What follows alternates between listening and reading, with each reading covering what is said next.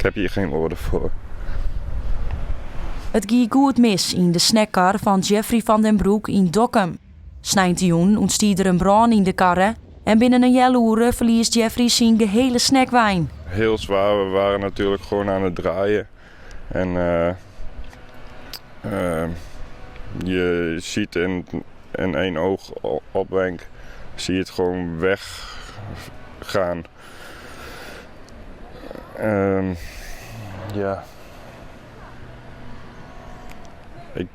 Het is gewoon een rollercoaster. Jeffrey's kwaalzuster is op het stuit van het ontstaan van de brand in de karre, maar kan op die het voortkomen. We roken gas en we gingen kijken waar het wegkwam, maar dat was eigenlijk al te laat. Toen kwam er in één keer een vuurgolf onder de overweg. En toen, ja, er was geen houden meer aan. Het is mijn droom altijd al geweest om iets voor mezelf te beginnen in de horeca. Mijn droom is een eigen restaurant en dit was een klein begin van wat ik wou. Hoe de brand krijgt ontstien is nog onbekend. Ek hoe de toekomst wat Jeffrey nog neer te sissen. Mijn schoonzus heeft een steunactie geopend.